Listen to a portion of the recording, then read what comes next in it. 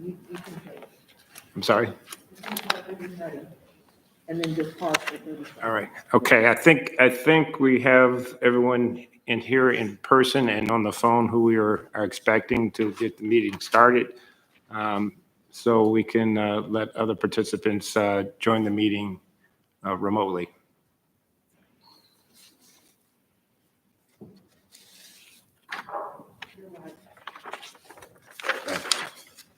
Let me know when it looks like everybody who's attending remotely has arrived.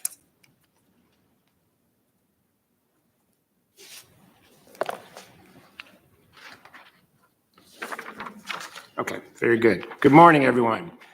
I hereby convene the Governor State University Governance and Nominations Committee meeting for Friday, February 11th, 2022.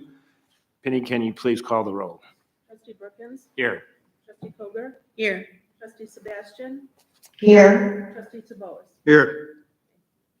Thank you. We have a quorum for today's meeting. I would like to acknowledge the two faculty Senate representatives to this committee, Professors Rashida Muhammad and James Vining. I'm sorry. Vining. Please, I apologize if I have not pronounced that correctly. I've not met him yet and look forward to that. They are both watching this live stream. Consistent with Public Act 91-0715 and reasonable constraints determined by the Board of Trustees at each regular or special meeting of the board or its committees that is open to the public, members of the public may request a brief time on the approved agenda of the meeting to address the board on relevant matters within its jurisdiction. A reminder that commenters will be limited to 3 minutes per speaker. Are there any requests for public comment today?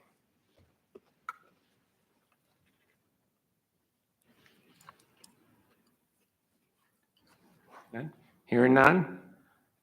We always thank members of the public who choose to speak, and we look forward to hearing from anyone in the future. Committee members, you have this morning's meeting agenda before you. May I have a motion to approve the agenda? I so move. Second. We have a motion and a second. Is there any discussion? Penny, please call the roll. Trustee Brookins? Yes. Trustee Koger? Yes. Trustee Sebastian? Yes. Trustee Tabos? Yes. Thank you. The February 11th, 2022 Governance and Nominations Committee meeting agenda has been approved. I will now entertain a motion to approve the minutes of the October 26th, 2021 Governance and Nominations Committee meeting. Moved. A second. Motion and second. Are there any corrections or any discussion? Hearing none. Penny, please call the roll. Trustee Brookins? Yes. Trustee Koger? Yes. Trustee Sebastian? Yes. Trustee Tabos? Yes. Thank you. The October 26, 2021 minutes have been approved.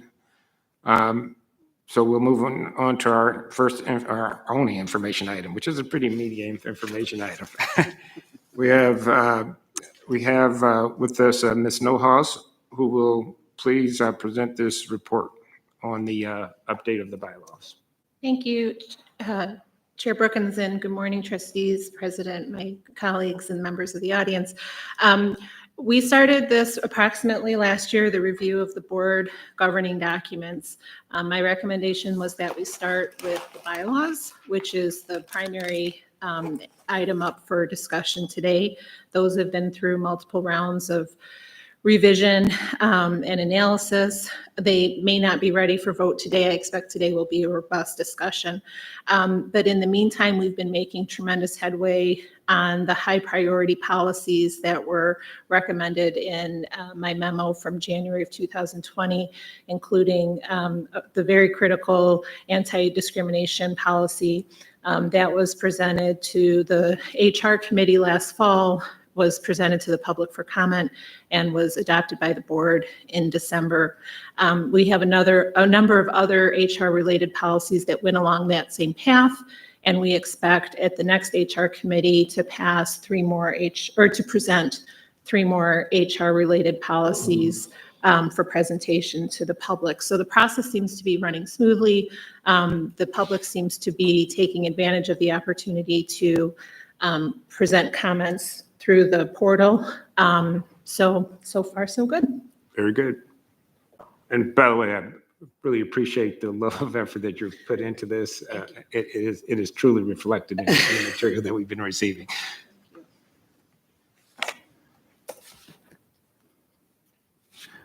Okay. So you're going to, would you like to take us through your memo regarding the bylaws? Yeah, sure. Is that a separate, I don't know if that's a separate, you want to move on to that? It's part of the information item. So the way that we, I've tried to do this a couple different ways, but now what I've landed on, and I hope it's been useful to the trustees, is I realize this is a very long and difficult document to digest. And when you read the bylaws with just red line comments without any context for why the change is being presented, it's hard to know if you should vote it up or down. So I presented the board with a detailed memo that's included in your board book, starting at page 8. It describes to you at a high level what my philosophy was in drafting these, which was to make them minimally compliant with the law, to provide for the most flexibility and the fewest number of changes as possible to the bylaws, because the bylaws are really a foundational document. They're almost like the Constitution. They should be changed very infrequently. So my advice and philosophy is that the more you can move into policy, procedure, even training guides, the more I would. And I would not put any extraneous information into your bylaws. So that's why you see my preference and my recommendation is to have them be very stripped down. And instead of, for example, repeating what the law says, it just incorporates the law. So if the law changes, you don't have to change your bylaw. It still just incorporates the standing law. So I gave you a little bit of background here on what I did with this most recent draft. I consulted several different AGB resources, which is sort of the gold standard for governance in higher education. I looked at all of our sister institutions to try to get a sense of what's best practice there. I looked at some survey documents from AGB about what other public institutions are doing so I could see what's common and what's an anomaly. So that's what you have in the background. And then I tried to tee up material questions. So where something was simply a typo, that's not highlighted in the memo, but material questions that you should vote up or down, that's what I teed up in the memo. And before we start line item editing, I think the committee should decide philosophically how it wants to proceed on the 10 questions. And once you decide philosophically, we want to go this direction or that direction, it's very easy to draft to the decision instead of drafting and then trying to make a decision out of a bunch of different drafts. So that's the premise of the memo. The memo has 10 questions keyed up on the, just because I know it was a lengthy document, on the one margin, you see where the decision point is. And then on the other margin, you see what I've recommended. In all but one circumstance, I've made a strong recommendation. There was only one circumstance where there's really no best practice. So you can just decide whether you want to go left or right. So if there's no questions about the process, we can go, Chair Brookins, through each question if that's. Are we okay with that? Trustee Sebastian, I can't hear your head nod, so if you could just say yes, that would be good. Yes, I'm okay with that. Okay, very good. Okay. So the first issue is in our existing bylaws, we have a number of duties enumerated. And this is a very tempting way to draft the bylaws because it's nice to know what our duties are all in one place. The problem is the list is not exhaustive. And so there's a little bit of a danger when you put something in front of a trustee that looks exhaustive and it's not. They may stop reading and not realize I have more to look at. So that's the danger of trying to have a prescriptive list is if it looks really comprehensive, but it's not, a trustee may not know, I need to keep looking beyond this. So what several of our sister institutions have done is simply incorporate by reference the existing statute, and that's my recommendation. But this can be as flexible as you want it to be. You could use language that says that flags to the reader, here's a list of big things, but it's not all, so keep looking. That would be another option. Or you could try to enumerate everything, which I don't recommend for the reason of that risk that someone doesn't know, I got to go look and make sure the statute hasn't changed. So those would be sort of, the skinniest way would be just have the incorporation by reference of law. Middle ground would be to identify some, but not all of the key responsibilities. And then the non-recommended, but most full would be try to enumerate everything and probably fail. Well, I have one clarifying question, because one of the premises you stated earlier is that the bylaws shouldn't change often. It's the Constitution, as opposed to policies and regulations. Philosophically, I understand that. I'm just want to clarify: it's not necessarily any more difficult to change the bylaws as it is the policies. It's just that philosophically, we shouldn't have to do that as often. Is that correct? It's actually easier to change the bylaws, but what you can never do is vote to change the bylaws in the moment. So even though it might be really, really expedient to say, we're not going to follow section A, you cannot do that in the moment with the bylaws. You'd have to tee that up as a change and then do it at your next board meeting. Whereas a policy or a regulation, the board could say, it's expedient to put that aside, so we're going to vote to not take that into account. So it's actually easier to change the bylaws because it's solely the board that has to approve them, but you can't do it in the minute. Okay. They're so bedrock and so foundational, you can never do it in the minute. Policies have a little more flexibility to it, is what you're Yes, saying. right. Okay. And Ms. Purdue raised a good point. If we're beyond the informational section, I think you technically need a motion to go into debate if this is considered a debate on the motion. Well, we haven't made a motion. I think it's information. Okay. I think it's just information, right? And we're trying to understand what is being proposed, and I think you're looking for feedback from us, and so in the Robert's Rule of Orders, I don't know that requires a motion and a vote. You're just getting feedback on our thoughts. Is that correct? Right. I guess if we were going to take a vote on any of these, we'd put a Yes, motion. yes, So, yes, but feedback is fine. Yeah, I thought we had the ability to provide feedback, period, without having to have a board action or whatever, Right. committee action, right? I think that's easier. Okay. So this is the first of the 10 items you're looking for feedback regarding the principle of, okay, I've got so many things here. Right. So if you're trying to follow along with exhibit, Oh, there you go. The question is that you're looking feedback on, should the board simply incorporate existing standing law in describing its duties and powers rather than attempt to enumerate them enumerate them all in the bylaws? And your recommendation is, yes, you should, and you're just looking for feedback from the committee, correct, on this particular item. Any thoughts? I'd like to comment that this is a very constructive way of doing it. You have put a lot of effort into it. I commend you for facilitating this effort. And, let's keep going. Anyone else? Well, you explained it very well, why we should vote yes on this, and so I'm clear on it. I agree. Trustee Sebastian, anything? I accept the recommendation. My one question I had, and I've shared this with Ms. Knowles prior to the meeting, it has to do with the key duties and still thumbing around with my own, key power and duties. know, there's a lot that's in that law. None of us are going to open up the law looking for those key power and duties. I found it useful, even if they weren't all inclusive, to as a quick reference point. What do we do as a board? You know, what should we be doing? And my thought is, you know, maybe not in the exhaustive list.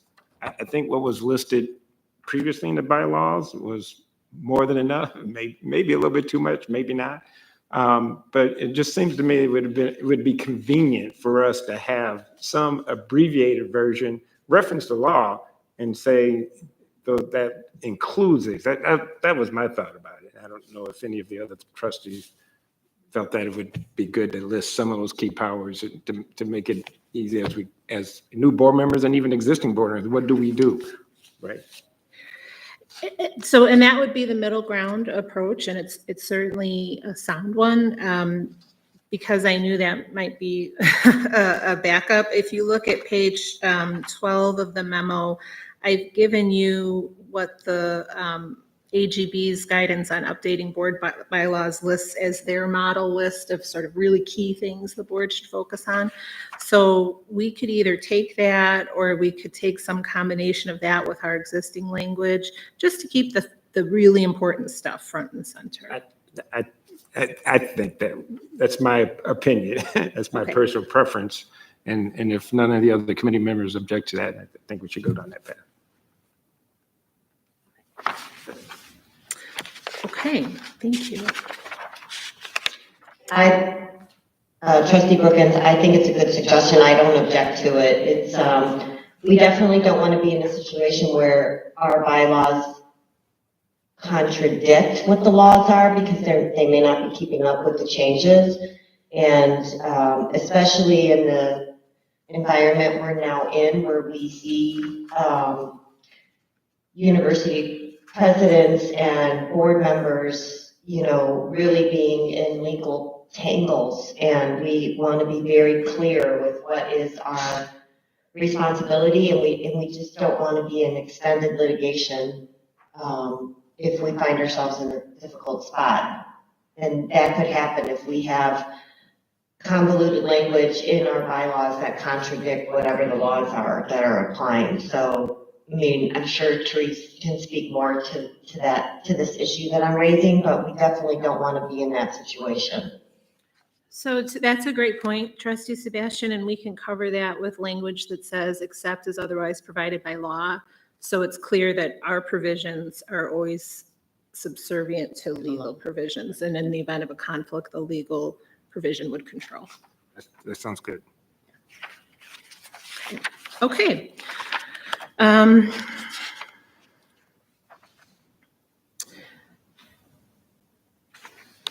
So that brings us to the portion of the bylaws. I'm sorry, I just want to check, because Trustee Taboas, I know you sent in feedback too. I wanted to make sure there wasn't anything in the comments that you sent to Ms. Nohos earlier that. Yeah, let me just, so I can situate myself a little bit here. We're updating as to where you are in the process, where you're still taking input and et cetera. So we're not deciding any transaction right now. And I'm quite comfortable with that. Okay. Okay. So the second decision point on page 17 of the memo is whether and to what extent you want to discuss shared governance in the bylaws. This is a pretty common convention among the Illinois sister institutions. I think it demonstrates the board's awareness of and respect for shared governance to highlight it in its bylaws, instead of just assuming that that it exists. So my recommendation on this, which you can find on page 18 to 19, is to take a page from EIU's language, which I think emphasizes cooperation and inclusivity and excellence, and specifically include in your bylaws that you recognize these interdependent relationships and the concept of shared governance. Question? Yes. We we seem to be trying to simplify things and subject to constraints. Is the, I don't know, the right term is the option of having reference to a standard operating procedure give us some flexibility? Like there's a lot of things that, including governance, shared governance, which I think we're essentially saying we salute, we endorse the concept, et cetera.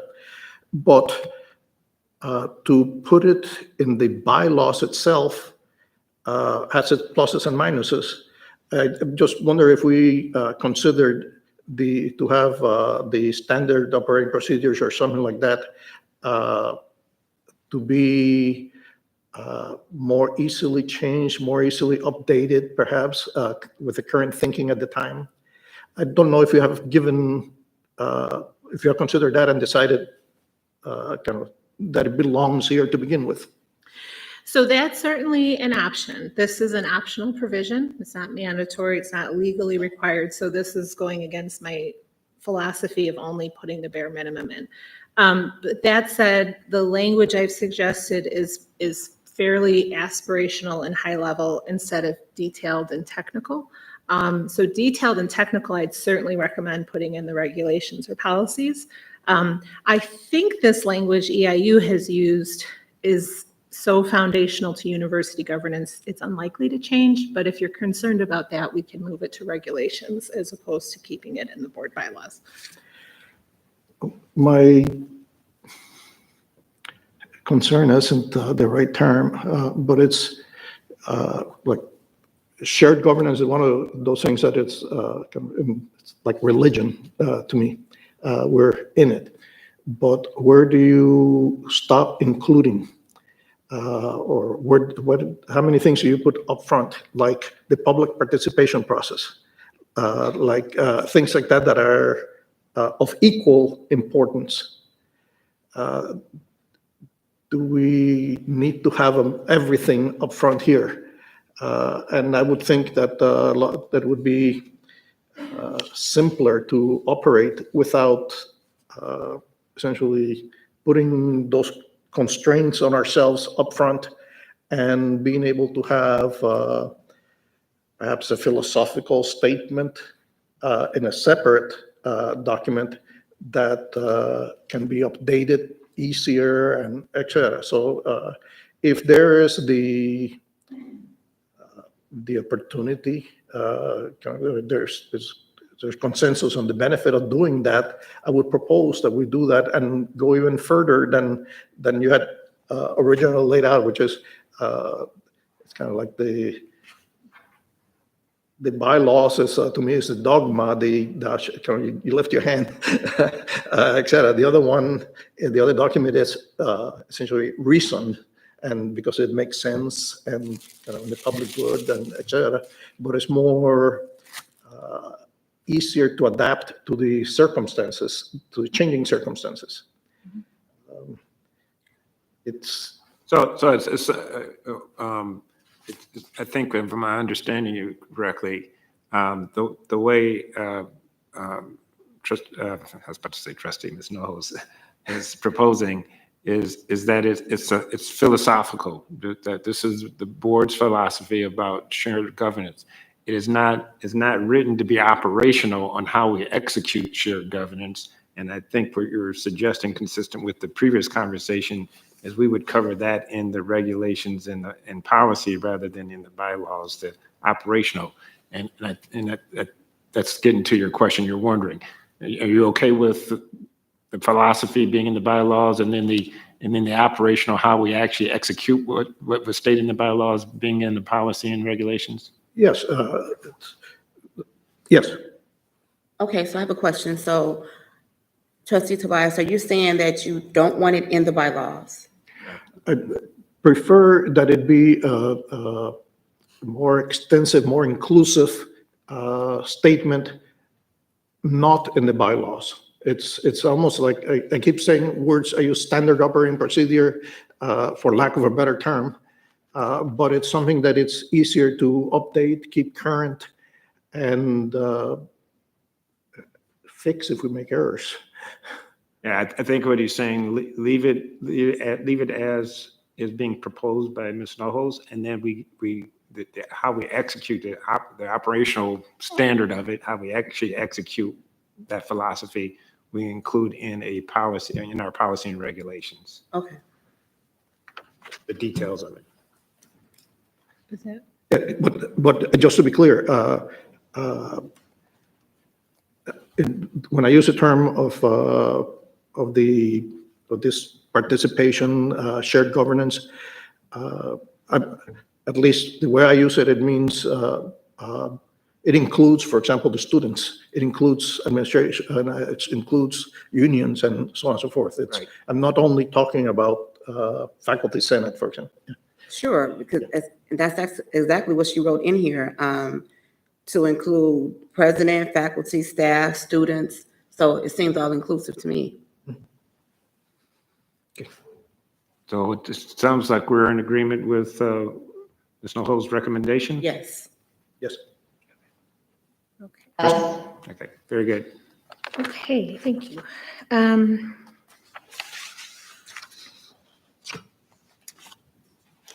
Turning to page 19, it's pretty standard that you talk about who can be a member and who cannot be. I didn't see the need to make any change on that because it's governed primarily by the governor's state law.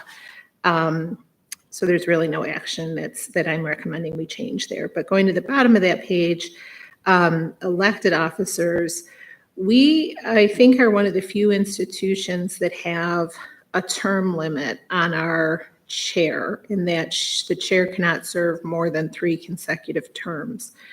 There's pros and cons to this approach of having term limits. Someone can become so entrenched that no one wants to run against them. That person then could become sort of burned out. You don't get new ideas. So but it also provides tremendous stability to an organization to have a strong leader in place. So this was that one situation where there's not a clear-cut, decisive best practice. I just wanted to flag for the board that it is a little bit of an outlier by having that term limit in there. Which I found to be interesting. I don't know that we need to change it or not. Of course, I've only been on this board for a couple of years, and but I could see the pros and cons as you articulate them. Anyone have a burning position on this one or thought? I don't, because the pros and cons were clearly expressed, and it's like 50-50, I mean, maybe it's a moot point because those who do have term limits limit it to 2. The idea that someone's going to want to do this job, which is a hard job for more than 6 years straight, is maybe just unlikely that anybody would take that on for more than 6 years. The terms are 4 years. Well, excuse me. For here, it's 1 year, isn't it? A term is 1 year. Okay, Oh, right. So I was thinking 2-year terms. It's 1-year term, right? So more than 3 years. Okay. Maybe it's not that moot. Let me accept that when I made a comment that I forgot that a term was only 1 year. Okay. So this is talking about 3 years. That's reasonable, but there's some good argument for that. But I think that 3 years is probably a little too short. I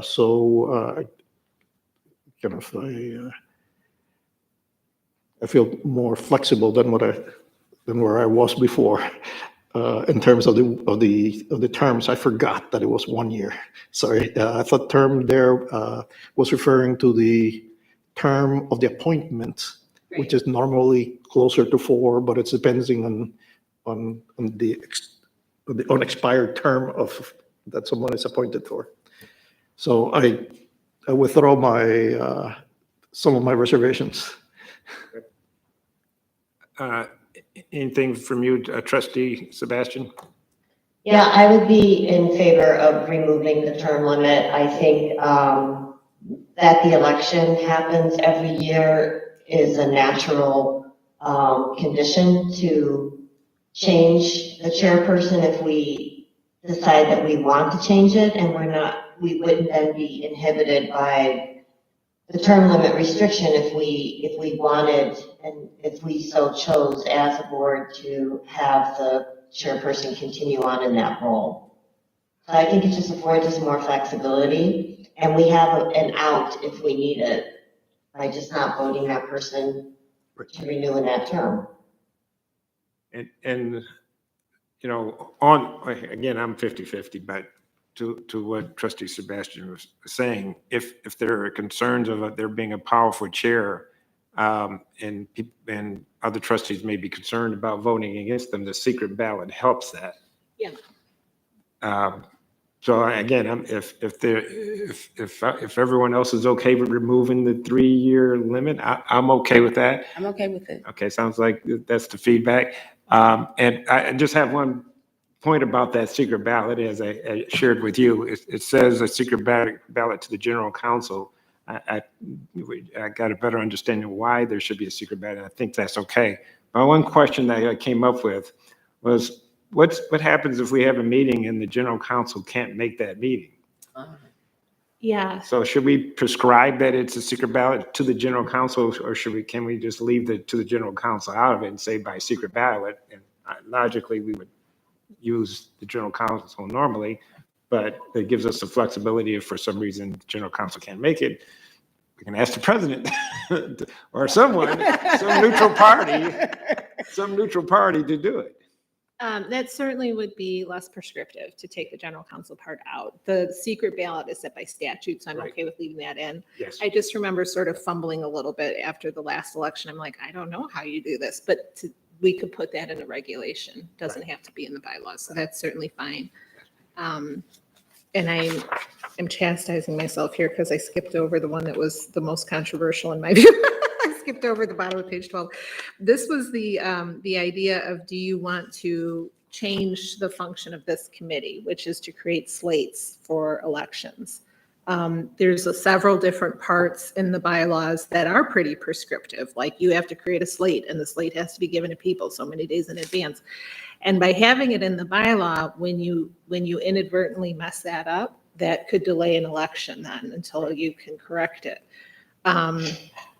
And with such a small board of 8, query whether you need a nominations committee making the slate, because it's such a small board. It's not like you have 100 people and you have to identify out of the 100. So that was my question on page 2, is where you have, page 12, decision point 3, where you have prescriptive requirements in the bylaws for this committee to put slates up. Do you want to delete that? I would endorse deleting that unless, of course, the committee, essentially, any action of the committee is subject to the consent agenda. So if there is no objection, that's what happens. Anybody can remove an item from the consent agenda. But to require that it be only through this committee, I think goes a little bit too strong. So again, I have no objection for it to come from this committee, as long as it follows the same procedure, that the consent agenda, nobody wants to take it off, great, no problem. Oh, I see. Okay. A little more flexibility. Pardon me? More flexibility. Yes. And it gets it done. Right, exactly. Unless somebody has to carry the ball, and if nobody objects to it, then great. Sure. Any other thoughts? I'll just say that I think Therese makes an excellent point that we need to keep top of mind, which is the size of our board is very small. And so I am in agreement to just remove this segment, because we can't just push things around from this committee to that committee, back to the board, we just don't have that many people or that many meetings in order to get anything done if we move things around like that. So I'm all for streamlining and keeping our flexibility wide open, or as open as reasonable, can be reasonable in order for us to function. May I clarify? I was thinking of what I mentioned earlier to be in a standard in the operating procedures, not in here. I agree that it doesn't need to be here at all. And just talking about how it can be addressed elsewhere, straightforward. Right, okay, So it sounds like we're all in agreement with your recommendation. Right. Yes, okay, thank you. violent agreement. Is there any appetite for discussing restructuring this committee or the name of the committee? A governance and nominations committee is relatively rare, according to the AGB surveys. And it would be important if you had to find board members yourself and recruit board members, that your board members are appointed by the governor and then approved by the Senate. So a big part of what this committee does is done for you. So if the nominations part is done for you, that leaves the governance part, which is the critical role of the board. So you could stand alone as a governance. You could take on some other roles that aren't being actively done right now. Like, for example, the HR committee isn't just responsible for human resources, it's curiously responsible for compliance for the whole university. That would be a logical thing for you to pull over into this committee. But I don't know if there's an appetite right now for discussing moving those duties around. Well, I think since we're moving a lot of this stuff out of the bylaws, it's probably a good conversation somewhere else. I don't know if this is the place for it or not. I think there was a question about not just this committee, but other committees. You mentioned the HR committee. There, in a lot of places, is just the finance committee. My personal thought, and I'm not speaking for the rest of the committee members, is that this particular board seems to be functioning pretty well after a challenging couple of years. I'm only on 2 committees. They're not overly burdensome to me. I'm on 2 committees.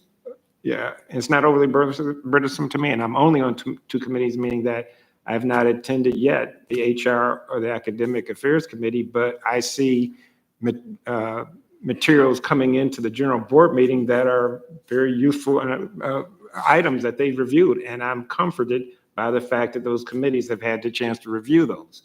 So I, in my personal opinion, I don't have the appetite to change our committee structure. The name of this committee being Governance and Nomination, I'm not even bothered by keeping the nominations committee there, at least subject to our discussion of the policy that may reflect the nominations. There may be a contentious time with some board, it wouldn't be ours. But some other board, there may be a time when a committee needs to take up the issue to help resolve a nomination. And so there isn't any confusion of, do we go to HR, do we go to finance? It would seem to me that they would turn to this committee to do that. Okay.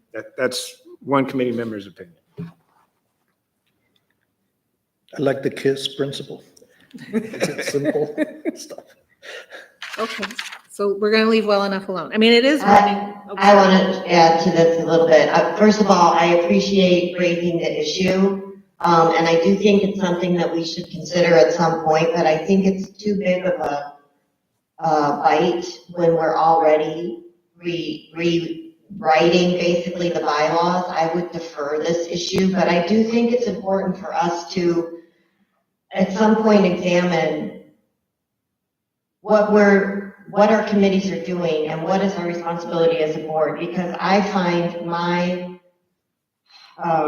responsibility as a committee member, it's really bringing us inside the university very deep and not so much looking forward or outside of the university. And I think that as a trustee, we have a key role in connecting the university to the general public. And I just find most of my work so far has been internal to the university. And I really appreciate on page 28 of the board book, some consideration of what we might want to do differently in the future. But again, I agree with Trustee Brookins that we should just kick that conversation for another time. There's only so much we can get done, and let's just get the bylaws in order, and then we can take on this issue if there's an appetite for it later. I agree. Okay, great. So we seem to be hitting two of your recommendations. Item 3, should the board eliminate prescriptive procedures that may prove difficult to meet in the process of electing officers? I think we said we support your recommendation. And then number 4, should the board consider eliminating the term limit for the chair of 3 consecutive terms? I think we said yes, we should eliminate Yes, that, we right? said yes. And then 5, should the board eliminate okay, that's a different one. Right. Right. So before we move on, in that, there's a couple items related to all this. There's something in there in this section of Article 2 about, when you wrote up the proposed redraft, about the annual meeting. Yes. Yes. I want to make sure that gets teed up. Of which we have a meeting every August, at least for the period of time that I've been on the board. I don't know that it was called the annual meeting. I think it was called this strategy or something. It's called something Strategic else. planning It's called or board something retreat, like I that. think. We have been using that meeting to elect officers and do committee assignments. In retrospect, that may have happened because that was just our first meeting of this board. I don't know what the norm has been prior to that. So my norm is only that we do this every August at this meeting, and then the terms of the officers and the committees start there and end by the next August. But you're suggesting something different than that. I'd like to make sure we talk about that, and I'd like to maybe Trustee Taboas or Penny or someone else can speak to, prior to this particular board, what has been the standard practice in terms of when officers are elected, et cetera, and the length of their terms. Yeah, so Not there the length, but the period of time of their term. Sorry, before you respond, Kevin, where are you? I must have missed this as an issue. I'm not sure, yeah. It comes up when we talk about in the bylaws about moving the effective date of the elections to January. So let me see where I put that. Thank you, Trustee Sebastian. I didn't mean to confuse you. I couldn't quite remember exactly where it is in her memo. I just remember that Okay. being an issue. And I know it is in that same Article 2, Section 2, or of the bylaws. So I don't think this made it into the memo, but Okay. it is, if you look at Exhibit B, the proposed restated bylaws, at page 45 of your board book, it's Article 2, Section 2, Sub B, regular elections of officers, I was saying should take place during the annual meeting, which is undefined, but we think was always August, and shall begin as of January 1, which is a change from what we did last year because those offices changed immediately after the election. Which is in August, right? Which is in August. My only concern about that, there's the natural rhythm to the year is you have the calendar year starting on January 1, you have the budget year, fiscal year starting July 1, you've got the academic year that sometimes changes a little bit, starts in August. But I really don't like our officers changing in August because that is the one time of year where the board is in the middle of the presidential review, which is the one thing the board cannot delegate. You asked Jim Kaderis, it's an onerous, difficult job. And so for the head of the HR committee to potentially change in the middle of that review, which is time sensitive, is not a great idea. So you can have the elections whenever you want. You can have them in August, you could have them in December, you could wait. January is another good time because that's when any board members might roll off and new board members would roll on if nominated by the governor. But I really don't like the current prospect of changing horses on a really important critical task midstream. And the review occurs when again?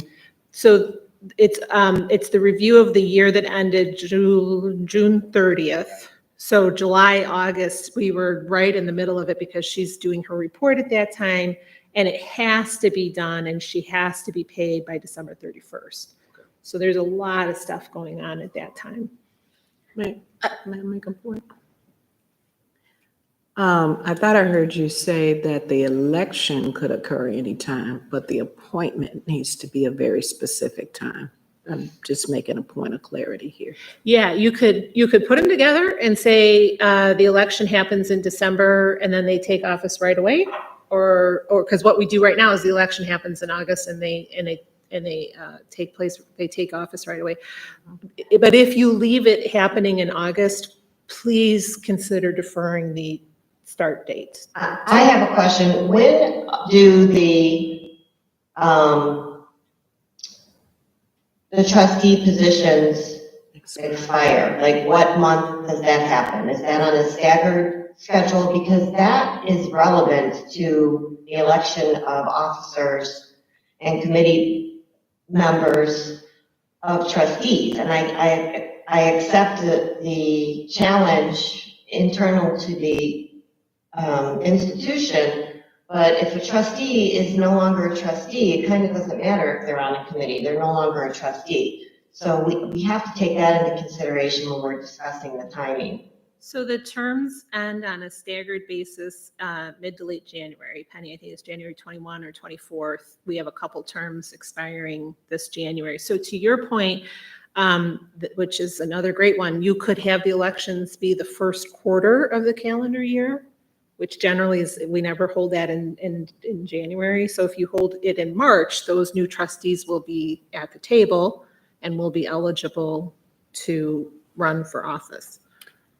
On the other hand, we would not want to go through January and February with not knowing who the officers are or not having officers because maybe they were not renominated by the governor. So you should probably, yeah. So if you make this change, you're going to have a little gap period, if you will, where I would recommend, and the current bylaws I think are written this way, that the current officers always stay in place until replaced. So the current officers whose terms would expire in August will have to kick over until the next election. But my question then is, what happens if that officer, come January, is not renominated by the governor, and so they're no longer a member of the Board of Trustees? So it seems like it would make more sense then to do it the way Ms. Nohos is saying in January. And also that would help with having a lag with no students trustee. Mhm. Because if we continue to do it in August, the students are back in by August and we don't have elections until September. So there have been a couple of times when the board was out a student trustee. But if we do it January, the way Ms. Nohos is suggesting, we will alleviate that. And then it would even alleviate your point if we did it in January. There wouldn't be that lag that you just spoke of. I agree. I mean, the appointments have an expiration date, but you also remain in position until the next one is. So I don't see the issue. Well, I mean, I mean this with all due respect and appreciation. You're our legacy trustee. So what I recall happening before this new board began, there was a period of months where we were. Correct. You had one member. You had one member. Correct. And you had broad shoulders. So what triggered that? Could that happen again? Well, but not necessarily 7 members, but maybe the president, the chair or the vice chair, officers of the board, and it could go for. Well, again, essentially people remain until the term is 6 years and until successor is appointed and qualified. That's the law. So Now, the appointment of the terms of the trustees, they're staggered already to begin with. but there's none coming up this year. It would be the same as if someone had to step off because they were sick or what have you. They'd have to be filled. The officer position would have to be filled. And I don't know if our current board bylaws talk about filling empty seats. Our sister institutions mostly do it by appointment by the chair or by election.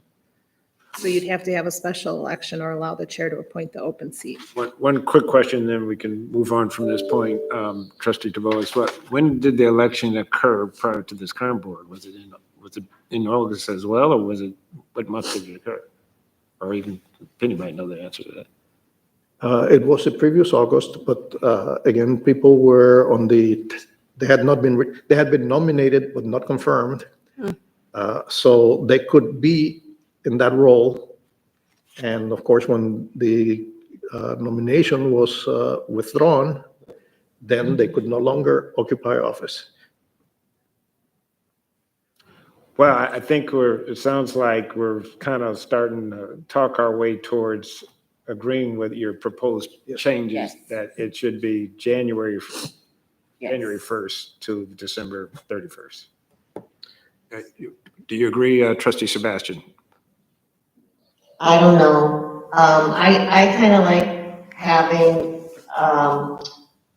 the appointment or the positions correspond with the academic year. I hear that the one issue I'm hearing why we wouldn't want to do it in August is for the presidential review. And I mean, the committee is still that's the work of the whole committee, not just the chair of that committee. And by then it will be hopefully almost complete.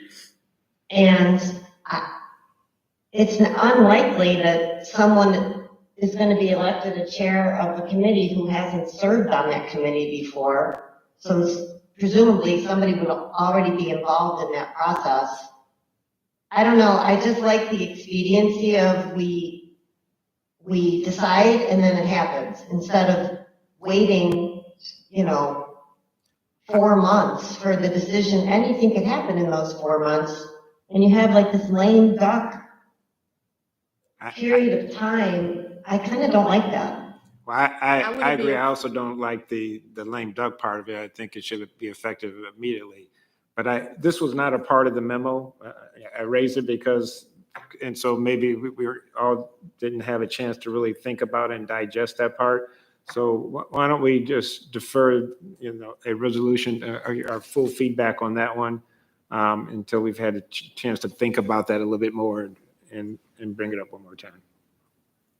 I mean, just to collate what I'm hearing, you're concerned about the student trustee not being on board by August, and Trustee Sebastian's concern about elections, and then some people maybe rolling off the board in January. One logical thing would be just to have the election in the first calendar quarter and have them take effect immediately. Because you're out of that period of concern. Your new board members are on, your student board members on. That makes sense. Yeah.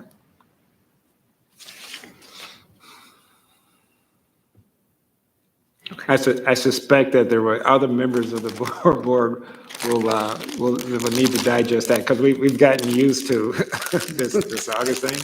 Yeah. So we probably need to have some conversation or make sure that other board members have a chance to consider. It's also a difficult situation to put a new trustee in, not knowing the full responsibilities of these positions, not knowing the people who are being presented for them to vote upon. It was very difficult for us, if you recall, when we came together. One of our first items was we had to elect officers and appoint committee members. We didn't even know anything about what our jobs were or about each other. And so I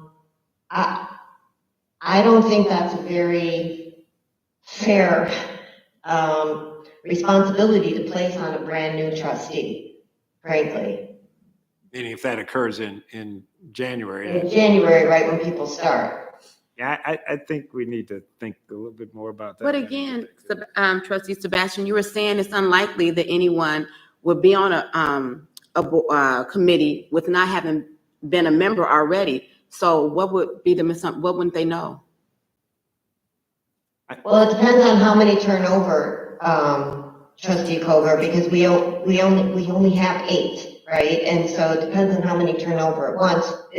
One of them may have to be appointed to a committee immediately. Right. Yeah. If I can explain this, and so the appointments normally occur in January. The appoint, to the board, Right, yes. in Like- January. Like So- 4 of you will come up. And in they're January. staggered. Right, So they're- there are going to be 4 new board members, potentially. Potentially, They could- or they'll they be could- renewed. Possibly They a could be student. renewed, but Okay. potentially there could be 4 new board members in January. And what Trustee Sebastian is saying, based on our other experience, so boom, in January, now we're going to have to elect new officers and new committee members, and we know very little about those 4 trustees, and they know very little about us, and they're just trying to ramp up like we were back in August. That's a lot to take on Right. in January. So again, we've got other items to Yeah, cover in this okay. memo. Let's I think stay this on is that a good discussion, but I think we need to bring that one back up. Okay. So moving to page 21 of the board book and page 14 of the memo, this is a significant change from what historically has been in the bylaws. And historically in the bylaws, to remove an officer, there had to be a vote of cause. They could only be removed for cause. That's unique. None of our sister institutions have that requirement. I don't favor the requirement for this reason.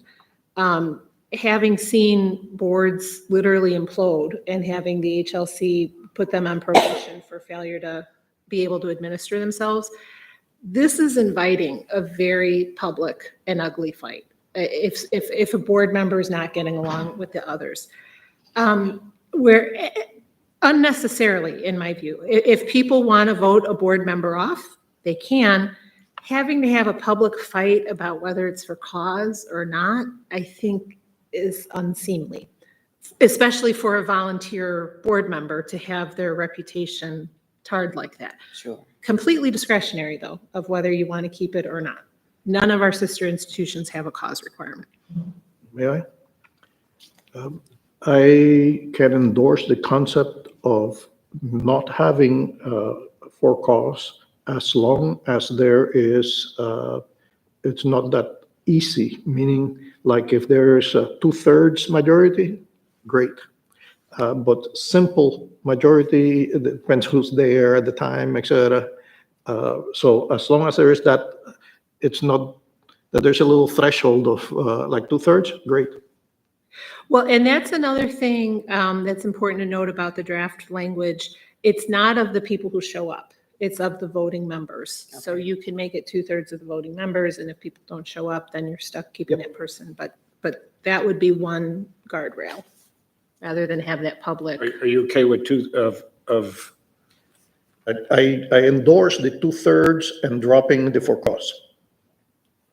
So I'm not very good with math. What's 2/3 of 7, right? Because the one person wouldn't be 6. voting against themselves. Oh, okay, that's right, because Right. it wouldn't be, you wouldn't count the 8th person. Right. So it would be 2/3 of 7. 1, 2, 3, 4, 5, 6, 7. I don't know, what's 5. 2/3 of 7? I think it's 5. Okay, so 2/3 of the voting members. Is that okay with you, Trustee Sebastian? Yes. Okay. We are really zipping along on these decisions. Here we go. Okay. We could get along a lot better than those other. This is Jaguar Nation you're talking about. That's right. Okay, so the designation of the treasurer, I don't suggest any change there. I'll just note for grins, one of the institutions actually allows the treasurer to have a vote on the budget committee. That's an anomaly, but just something to be aware of. I'm sorry, say that again? One of the institutions, I think it's Southern, allows the treasurer, who's always a staff member, to have a vote on the budget committee. I'm not sure that we would want to go that route. The only decision that I'm recommending we change is that the general counsel need not be an employee. And that's because our legal department is just so small that you would, if I resigned in the morning, you'd be without a general counsel. And so you should have the discretion to put someone else in place. We just went through that. Exactly, right. I'm sorry, trying to go from memory. I thought there was another person that need not be a committee employee. So one of the changes, Trustee Taboas, you had recommended was allowing the discretion for the board to make the treasurer a non-staff member, but we don't have that discretion under the law. Under the law, it has to be a staff member.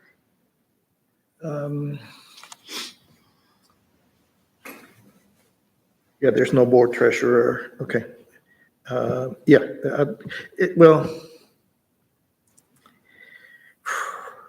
I'm thinking that we had a vice president, not an employee, performing kind of such roles. So it's not a staff member. I just don't know if it's somebody on their contract, do we consider them an employee? Oh, I see what you're saying. I don't. I don't either. So Dr. Bylaska, when he came to us, was not an employee. He was a consultant to us because he was hired through a staffing firm. Ultimately, he became an employee. Okay. That's a little bit of an odd. So what I was trying to say, hey, we have done it, so we're before. Yeah. Are we forgetting or stuff like that? That's all. If we're forgetting, I don't know if we knew the law required to be the staff members. I'm not pushing for a change, just remembering history. That's all. Yeah. Well, going forward, if that's the law, we need to comply with the law and. Yeah. But it's in the bylaw. There's no legal requirement. We would have made it. The bylaws would have required it to have been an employee. No, actually, No. the governor's She said state it's the law. university law says you must appoint a treasurer, and the treasurer must be a staff member of the university. Okay, staff member. Okay, that's. So- I won't go there. But it does not say that about the general counsel. Actually, it doesn't have a requirement for a general counsel, so you don't actually need to have me. But all of the sister But we have to have you. institutions, we must. The board decided in the past to have counsel That by is in your contract. bylaws, right? Right, and that's. So, just in case you're curious, some of the sister institutions do have other discretionary officer positions, like some name a parliamentarian. That's pretty common. I think you effectively use me like that, so you can mention it if you want to. Some appoint an assistant secretary, which would be like your Penny Purdue. Only one makes the director of internal audit an officer, but I think we accomplish the same thing by having a direct reporting relationship between TOFR and the board. So there's different ways you can do this. The only one that's required by law is the treasurer. And the only one that is consistent across all the sister institutions is the general counsel. I think the committee is in general agreement with your philosophy Yes. to keep it simple and stay aligned with the law. Indeed. And you agree with that as well, Trustee Sebastian? Yes. Okay. Okay, so moving on to page 22 of the board book, page 15, officers of the university. We have the president's express duties outlined here, some of them.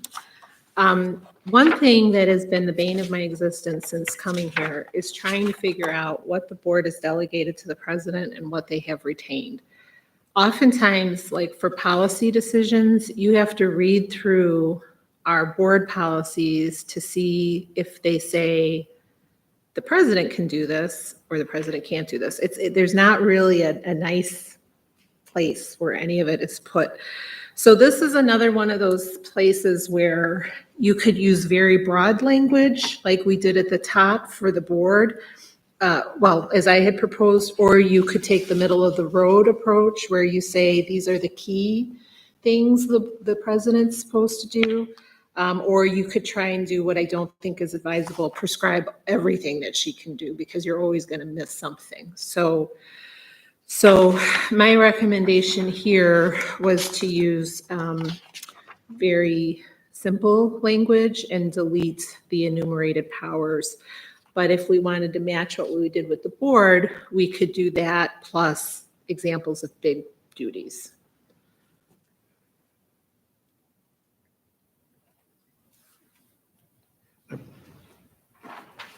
I'm sorry, I'm a little bit So step. Do we need the detailed list as currently existing in the bylaws, or do we want to simplify that list as being proposed?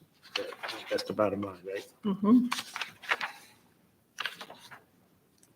I'm in favor of adopting the broader general description. However, on this point, because the HR committee has done so much work relative to the duties of the president, evaluating the performance of the president, and even selecting, the participation in the selection process, I would want to confer with members of that committee on this point. But in general, I'm agreeing with the recommendation that we just keep it broad here in the governing doc. And I think what you're saying, Trustee Sebastian, is we want to defer to or get input from the HR committee on what that summarized list looks like? Is that what Well, I you're would just want them to opine on, look, we're thinking about really changing the language in the bylaws and using this instead. Is that going to present any challenges or problems for you if we do that? Or what should we be considering? I just feel like that group of people has spent a lot of time working with this section of the document, and I would want to know how they feel about that and what we might not be taking into consideration. Sure, that's fair. agreed? Okay. Okay. The other part of this recommendation, and this was taken from, I think all or the majority, 1, 2, 3, 4, 5, 6 of our sister institutions have a requirement in the bylaws that discusses how shared governance is going to operate. So they include what I have on page 24 here, a provision that all communications from any instructor, officer, or other employee of the university addressed to the board of the university or any committee thereof shall be transmitted through the president. And then the converse of that is all rules, regulations, orders, or instructions of the board goes through the president. And then there's a catch-all last sentence of that. This doesn't preclude board members from talking. For example, Trustee Sebastian, you'd obviously be able to talk to Dr. Bradford because he supports your committee, and Trustee Brookins, you'd be able to talk to me because I support this committee. So this is a way, I think, of leveling the playing field, if you will. So if someone has something that's important enough to go to the board, it goes through a central channel, and then the president distributes it to all board members instead of someone going to an individual board member with bits and pieces of information. You get the whole picture, and then there's no confusion about who has the right to speak on behalf of the board. It all comes from one voice, because we wouldn't want someone to say, well, I relied on what Trustee Koger told me, but you shouldn't have, because you knew it should have come through the president. Sure. So that's a pretty common provision. It's not something we've historically had, but it is something recommended or practiced by the majority of our sister institutions.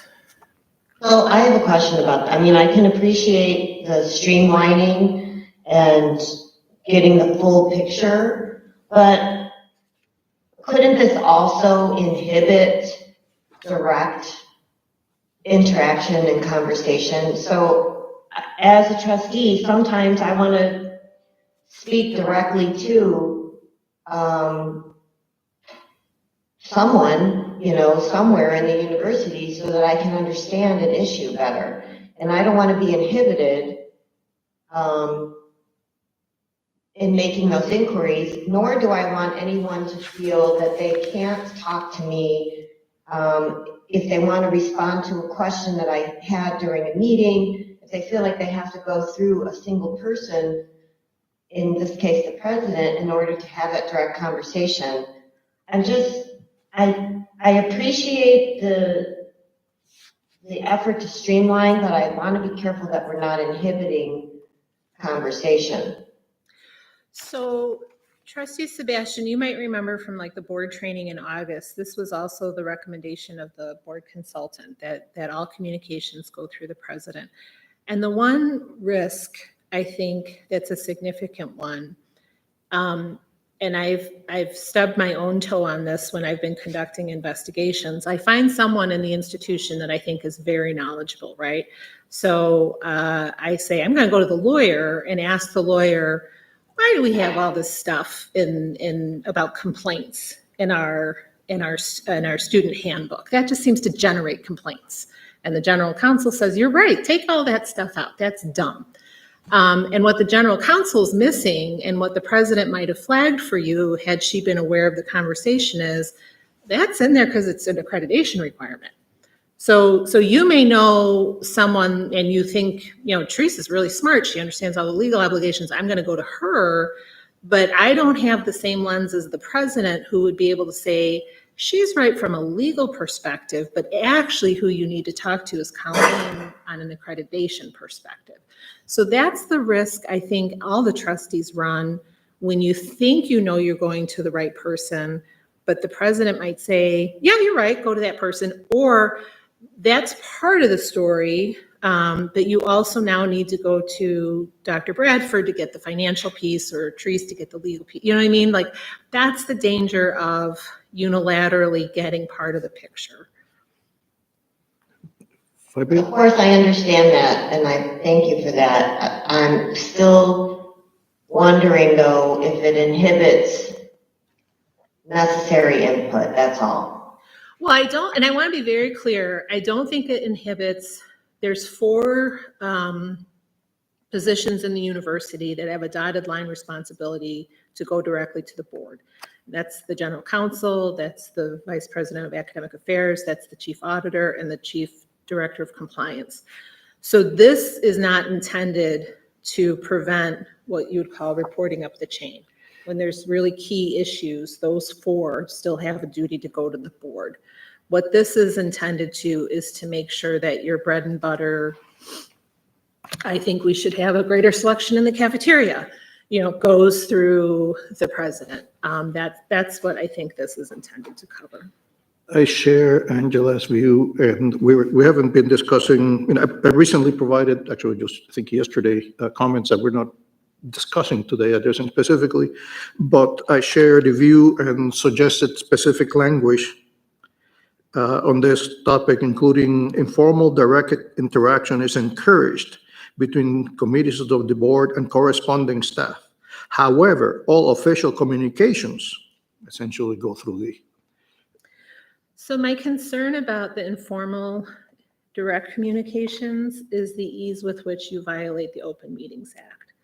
So if Trustee Brookins were to call me and I say, well, that's a great question, we should see what Trustee Kober thinks, and we invite you to join us on the phone call, now we have an Open Meetings Act violation. Not with 2 people. With a quorum of the board, with a quorum of the committee. The committee, okay, but so you don't do that. But so that if everybody was really good at following the Open Meetings Act, that would be great. But that's why so every time you get a text string going, every time you get an email string going, when we say we encourage informal communications, it makes me very nervous as a lawyer. I understand that, but we can't do our jobs if we don't know what's going on. And if information is being censored, filtered, inhibited, we're not doing our job. So I understand the concern about Open Meetings Act, and we've all been trained in that, and we have an obligation to not violate it, but we also have an obligation to understand the institution for which we are entrusted to protect. But wouldn't that happen at the board meeting? Like if you wanted to hear, for example, from, and I'm looking at him, Will Davis about the foundations, I mean, wouldn't you invite him to a board meeting to report? It's so formal, No. Therese, and we meet, 4 times a year. Sometimes I just want to go to campus and talk to people. And you really get a feel for things. And I don't want to be inhibited in my desire to do that. And I think it makes me a better board member when I have that on the ground connection. So I certainly don't think this is intended to inhibit, excuse me, President Scudder. President Green. I don't think this is intended to inhibit non-board business discussions, right? This would never be applied to say, well, don't come to a First Friday event and don't say hi and bye to students and ask how your classes are going. That's not board business. But to conduct board business via informal channels is not something recommended by the AGB, and it's not something that our sister Well, institutions would. I think, and then let President Green weigh in. I think the issue is what is board business? Because is it board business if I walk up to Will someday and say, hey, Will, how's it going? How are things going in the university? Is that board business, or is that as Trustee Sebastian, Trustee Tabos is just saying, just one link of just checking in and make sure things are happening the way we think is happening. Here's my question. Even if this was in there, what prohibits, I happen to attend church with employees of Governor State University, and I might run across them at church besides talking about our faith. What happens if I violate what were some tight wording in the bylaws and say, so how are things going at the university? And they happen to share. So what does that mean? So I think it's the same lens you have to apply when the board gets together. I'm sorry. And going back to my starting statement of that, is that board business? Would that be considered what you're talking about as board business? Right. I think it's the same lens, unfortunately, you have to apply, and it's a tricky one, right? When you meet for lunch. If you three want to go out for lunch after this, and you say, how did the meeting go? You're probably talking about board business. And now you're not, now you're in Open Meetings Act land. Yeah, well, I don't think any of the board members here, we understand Yeah. amongst with each other. We're talking about with students, staff, and faculty. I'm sorry, President Green, No, go ahead. Okay. I feel that, strongly about this one, that I would have been completely, gotten a completely wrong picture of what's going on at the university had the ability to interact freely, listen to students, union, faculty, students, were hindered in any way, particularly the way it's written here. I think that the things that could go wrong are readily essentially taken care of by I'll call the intelligence of the members. I think that I'm wholeheartedly in agreement that there should not be a limitation in the bylaws. So my only issue is that you said that AGB doesn't recommend this. It does Does. recommend having communications go through the president. What- It helps maintain that distinction between the board as a governing body and the president as the chief executive of the office of the institution. Correct me if I'm wrong, I think, But I'm sorry, just what she said, Sure. might help you with your question. I fully agree with that. I think formal requests and information, absolutely. So I'm not sure, I'm just not clear if the AGB, what they were talking about were the formal requests or if it was inclusive in informal conversations, right, for lack of a better word. That's what I'm not clear about, what that meant. I'm Same. sorry. That's the first letter, first word in my suggested informal direct interaction. It's encouraged. And that's where I get very uncomfortable from an Open Meetings Act perspective. Because you can call it informal, but you're still subject to the Open Meetings Act. But if you don't a have, quorum that's present. only if you have other trustees at the same time. You can talk to, actually, again, the unions have called me in the past, in the last 15 years. Students in the student senate, faculty at the faculty senate, I won't mention which other groups, but several, they should be able to reach and interact. There is no official transactions. There is no, But they should not be making a request to you it should be, Right, I mean, regarding a when board they- action or something, board, and we should, if they do, we should be referring them back to the president. information. It's ground truth. It's like reading the newspaper only by whatever the administration wants us to read.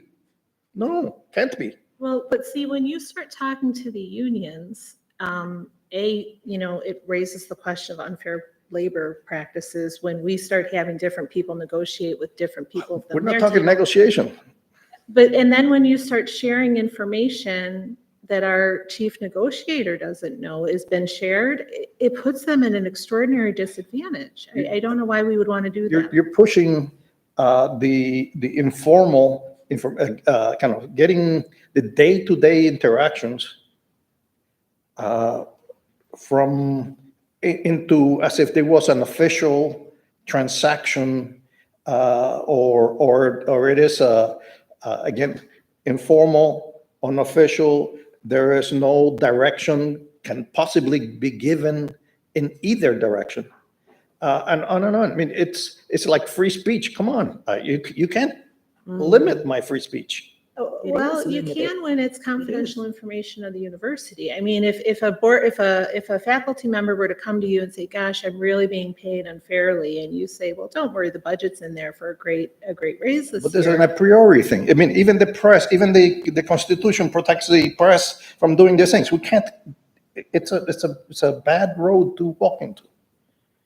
Well, I guess all of our sister institutions are on a bad road, I don't, including our flagship university. I don't know. So I'm sorry, I wonder what, President Green's been trying to chime in. I think this conversation is very necessary, and I'm glad to see it ensue. I just have a couple of comments. One is, all of the board members have been strongly encouraged and invited and included to numerous campus events so that they can have a better view, perspective, and relationship with the members of the campus community, and that will continue. And so attending events and seeing the members of the campus community serve, lead, present, is a way to understand how the campus is doing and how people feel. The other thing I want to say is that I think part of this difficulty lies in finding a hard line between informal conversations and formal conversations. There is a distinction. And trustees have personal relationships with members of the cabinet and members of the campus community. So in the following Trustee Brooken's example, if we want to talk about God and the sermon and, the church events, and that's perfectly fine. But when it changes to, so what's happening with the accreditation with academic affairs? We're no longer in informal conversations. That is part of the operations and business of the university. And I think that some of those lines and distinctions are important. The last thing I want to say is there's been a lot of discussion this morning about if I want to know something as a board member, I should be able to go to people that I think know something about this or who have major responsibility over this. But what it presupposes is that the president would not go to those people on your behalf to get that information. And so I am saying that any president, myself included, if it is made known that a board member is seeking some information about financial aid, scholarships, enrollment, new degree programs, budget expenses that are rising, or whatever some of these other topics are that I think board members care about. There's absolutely no reason to believe, based on my performance, that I wouldn't say Trustee Brookins wants to know about the academic programs or student life, and I need you, and you to gather some information to present to them. We've done that. We will continue to do that. So I want the board to be as comfortable as possible with their communications, their relationships, but I do need to assert that the last point I'm going to make is every university I've ever worked at, this has been the dogma, which is no communications about the university business and operations need to go through the president. And there are reasons for that. So that's the commentary I wanted to add. I will abide by whatever the board decides, but I wanted you to have my perspective on this issue. So, Put a hypothetical. I'm sorry, you go first. All right, yes, go ahead. Ms. Noho, Trustee Koger. so I'm wondering what would be the ramifications of us not accepting this change, and it's something that the AGB does encourage? So I think you would be having to figure these things out on a case-by-case basis, and you're not having a clear direction to your faculty and to your employees and to your students that this is the correct route to go and bring issues to the board. I'd also note that any member of the public, if they think that the president is not doing her job, can always come to the public comment period and say, boy, I've raised this with Dr. Green 6 times now, and 6 times in a row she hasn't brought it to the board. That's another opportunity. But again, that's happening in a formal environment where everybody's getting access to the information at the same time. Sure, thank you. Mr. DeVos. Put a hypothetical here that I think the type of things. Let's assume that there's a university that had a change in administration. Hypothetical. And that an administration, a previous administration, had a budget that presented to their board, and the board approved it, et cetera. But it was not really, it was more for the structured official, et cetera. What was done internally, it's whatever made sense at the time. Board member having interactions might have gotten feedback that a new president is presented the opportunity to have a real budget and an operational budget, and kind of establishes we're going to be having one budget. We're going to be as transparent to the board as possible. I would think that kind of a member of a board would never have gotten that information in which they say, oh, wow, I better all of a sudden I have a greater respect for things that I would have never heard about. Again, that hypothetical. There has been no official interaction. There has been no request other than informal discussions. Very hugely invaluable. I mean, I could mention several more hypotheticals on union negotiations that could have gone significantly greater if one listens to this party and listens to this party. I said, wow, they're not talking to each other or something going on. Then one goes through the official channels. But if you can't even listen, you can't learn, that's okay. I think I might have. I think I'm going to summarize this. Obviously, committee members are not comfortable. Well, committee members are, what I'm hearing is committee members were all strongly in favor of requests of the board, and formal communication back to the university committee should go through formal channels, unquestionably. Unquestionably, the board needs to adhere to the Open Meetings Act, unquestionably. But the committee members are part of the community too, the broad community, and are recognizing that sometimes the subject of the university, what's going on with the university, will come up with people that they know or may not know. They may run across, and they may receive that information and decipher that information from the source that it's coming from, and just as background information. Formal presentation of information unquestionably comes through the proper channels of the board, and that's what's going to happen. I don't know even if we put it in there how you reasonably stop that. to be quite honest with it, it's going to happen. So in short, it does not.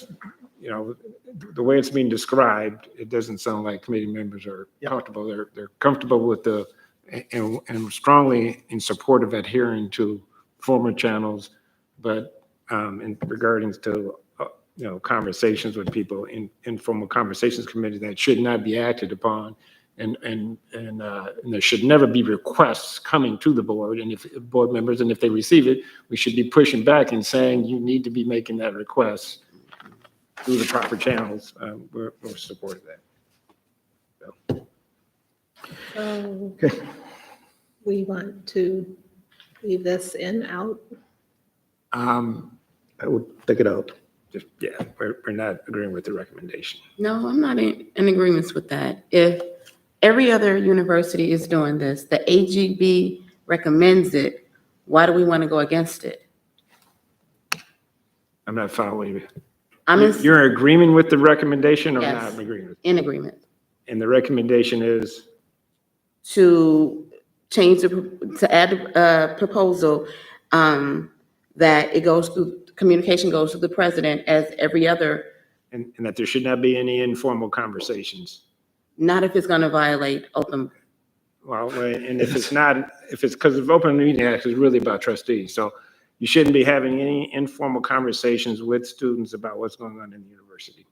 Can this issue be resolved if we just add the word formal, Therese? Can we say all formal communications from any instructor, officer, blah, blah, blah, the rest?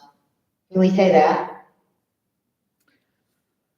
Let me go back to some research, Trustee Sebastian. I don't know. I mean, one of the things that the AGB, when they came in August, emphasized was there's a clear distinction between not getting into operational issues. And so if the board might be curious and might very well want to know, how is that accreditation visit going?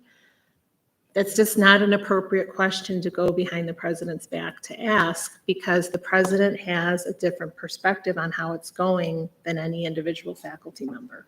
So if you want to respect that distinction between what has been delegated to the president versus what is in the prerogative of the board, I think you have to respect that distinction. Well, I do respect that distinction. And if we're using the accreditation process as an example, two of our board members, one of them being me, two of our trustees were directly involved in the accreditation visit and process for the College of Business. And the president wasn't in attendance, we were. And we were dealing directly with the accrediting representatives. We were dealing directly with professors and deans of the college. I mean, Standard process. we have to, I understand what everyone else is doing and I respect that, but we have somewhat of an informal, very connected relationship here at Governor's State that I think needs to be honored in our bylaws. And if we make it so restrictive, again, first of all, Trustee Tavola, on the issue of union negotiations, I think we got to stay way out of those conversations and only go visit through formal channels. So I'm not addressing the issue of unions, but I am taking on the issue of accreditation because that's the example that keeps being raised. There's another example which is kind of formal too, and that is when Trustee Harrell and I had to, I know this was an extreme circumstance, but we had to go to Springfield. We had to be fully briefed and prepped, and we had to work directly with people.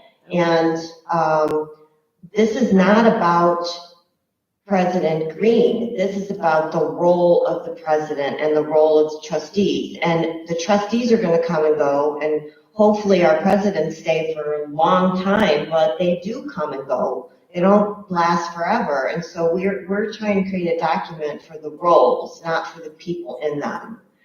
And I think, Go I ahead. think the concerns you're raising, though, Trustee Sebastian, are covered by that catch-all last sentence. This doesn't preclude the board members from talking with university administrators and staff as may be required to discharge their board committee duties. The example you brought up of getting ready for legislative discussions is an excellent one, because you may think, well, Maureen Kelly's the best person for us to sit down with, and she'll get us fully prepared. But excluding the president from that decision of who gets to prep you or who should be involved could deprive you from enormously helpful information like. That's a key. Okay, so let's take that example then. The president did appoint and say, you need to talk to Maureen, and was in attendance in our meetings in prep. But Maureen was the one who was down in Springfield with us, and we had questions in the moment, on the fly, and I don't want to be prohibited from having a conversation with someone when I need it. I don't think this does prohibit you. I mean, that's what this last sentence is for here. President Green's never been on a conversation with me and Trustee Brookins when we prepare for this. She knows they're going on though, right? I think what we're reacting to, and I need you to hear me and others, is the word all and the words all and any. All communications is, I'm objecting to all, and to any. Like they're so inhibitive. I think we can find a place where we can get to the point that you're trying to get, but we can also not make us feel or the members of the university feel inhibited in having direct conversations. May I make a point? Official. President Green. The only comment I would add is the examples that have been given are not informal. Those are formal. So everything that happened for the legislative testimonies, everything that happened with board members talking to accreditation teams, those were not informal. Those were formal. It is a customary practice of accreditation teams to request, need, and be encouraged to meet with board members as a part of the review of the campus. So in my opinion, those didn't fall into the camp of the board can't do that. That is what we expect. That's what the accreditors expect, so on and so forth, in terms of the board's activity, the board's involvement. In fact, it is one of the measures of the relationship of the board with their support of the university operations and programs and so on and so forth. So we would never prohibit that or constrain that. And the last point I'm going to make is there is no accrediting body that's been to this university that I haven't met with. So while I may not have been present at your interaction with the accrediting agent, doesn't mean that I didn't have my own meetings with those accrediting agents. So both took place, not either or, but both. Of course, I understand that. If I'm, so I hear there's some consensus around something here, either formal, informal, Yeah, and- official, unofficial, but we don't like the broad language Correct. necessarily. right. I think Trustee Sebastian hit the right word, as I'm in my own opinion, as well as hearing from the other committee members. All communications is pretty broad. And there is a understanding of what things should not be discussed, things that are in violation of law, things that are being requested, not going through the right protocol, things that are being communicated, that are improper to communicate, involving ourselves in a negotiation.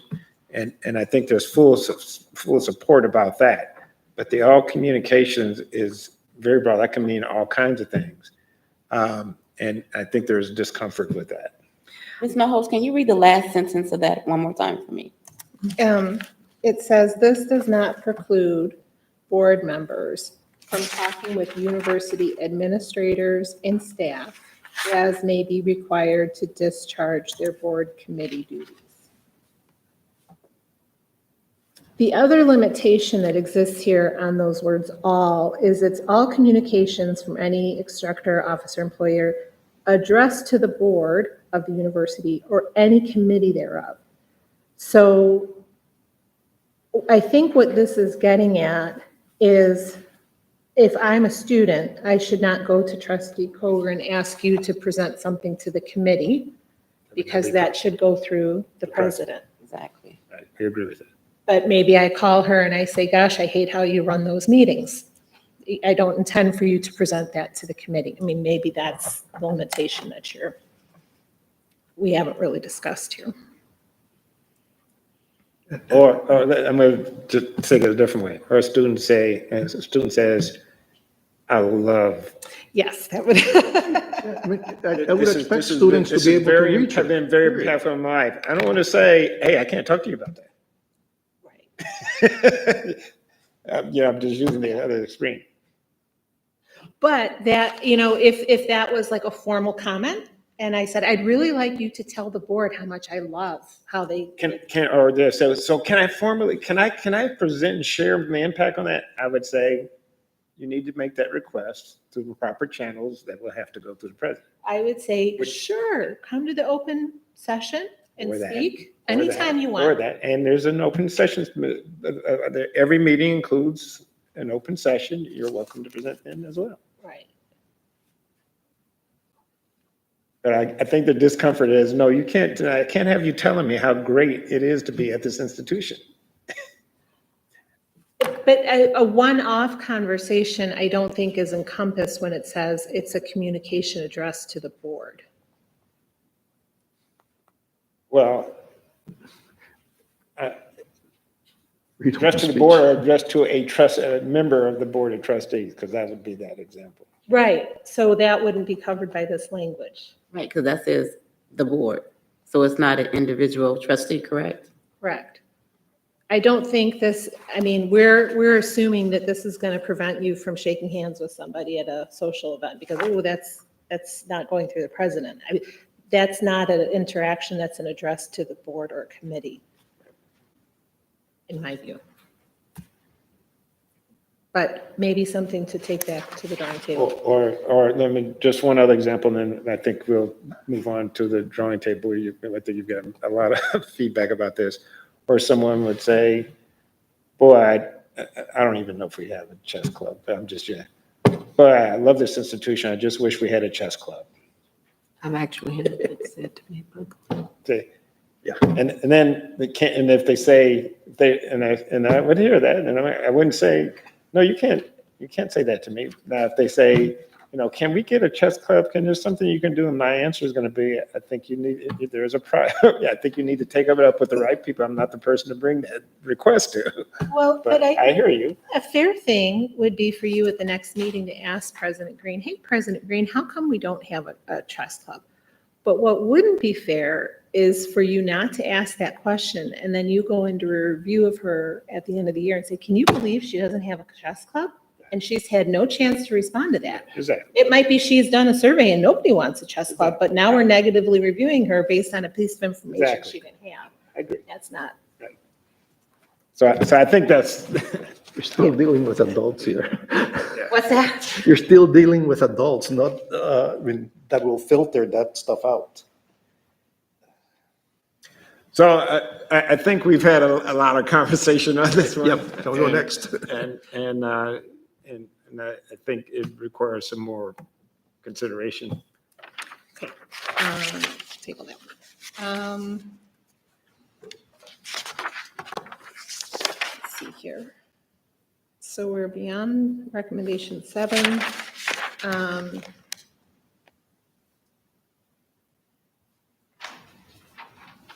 Oh, this is a, I don't know why I didn't flag this as a different decision point.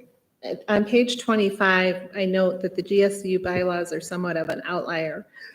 That they expressly grant the president authority to recommend vice presidents and other officers of the university. No other state institutions do that. And it's sort of subsumed in her general power to make recommendations as she deems wise. So this is one of those things that we could omit if we wanted to trim down the, it is just extraneous, but again, this isn't a critical make or break decision. I'm okay with that personally, but this is about a process for the president to make recommendations about their direct reports, positions in their organization. I'm lost. What, We're on page 25 of the board book, right before where it says decision number 8. There's a paragraph here I didn't mark, which says the current board laws have an existing section 3.02 in Article 3. It grants the president the authority to recommend other vice presidents and officers. It's a little bit of an oddity. We're an anomaly in having that in there because it's subsumed in her general authority to make those recommendations. So it's presumed she can do it. So there's no harm in saying she can do it, but there's no need to say it either. the least said better. I agree that the least said, Okay, maybe think about taking that out then. Yes. Okay. Trustee Coker, Trustee Sebastian, you good with that? Good. Yeah, I agree with that. Okay. Decision 8, this is about the board meetings. The current bylaws have some, but not all requirements for what it takes to comply with the Open Meetings Act. And initially I had drafted these almost to be like a how-to guide on the Open Meetings Act, and they got really lengthy. And so instead, what I'm suggesting now is we just incorporate existing law so that we don't, this is that same issue of if you're going to have something really prescriptive, you got to make sure you got everything in there. Otherwise, someone might not know they have to go and consult the governor's state law for the finer points. So this is that section where I'm saying, just say you'll comport your meetings in compliance with the governor's state law and the Open Meetings Act instead of trying to prescribe parts but not all of those laws.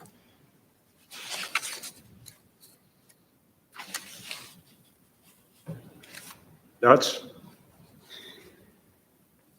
You okay with the recommendation? I am. I am. yeah, you can live with it. Yep. Okay. Decision point number 9, we talked about this one a little bit already. It doesn't sound like there's an appetite for revising wholesale the standing committees right now. There is a great resource in the AGB library, which I don't know if the trustees know this, but you can download any of those books for free and read them on your reader, or you can order them, but they're like $50 or $60 a piece. But there's a great resource on the library about reorganizing the committees. And Trustee Sebastian, to your point, getting away from the historical practice of just getting operational reports, like this is what the HR department's doing, this is what the finance committee's doing, to having more robust discussion about strategy and mission and how does the finances affect what we're doing academically and vice versa, like more robust discussions. So it would be a tremendous undertaking for anyone willing to do it. But so that's what this was talking about. Do you want to take some of the detail out of the current bylaws and we could leave everything as is and just put those existing committee structures into charters so that later you're just changing a charter? Or we could just leave it completely as is. I will tell you operationally, the only thing I see stumbling a little bit on is historically, it doesn't seem like we have a great history, probably because we didn't have a compliance director, of reporting to the board on compliance issues. That is shoehorned into the HR committee, query whether it belongs there. It kind of fits with governance. It kind of fits with the budget and finance. So query whether compliance really belongs there. And I don't see a real historical practice of updating the board on legal matters. So again, query if you wanted to get a regular report on here's outstanding litigation, here's the risk factors. Who wants to hear that? Is it the governance committee? Is it the executive committee? Is it the HR committee? Because most of them are employment cases.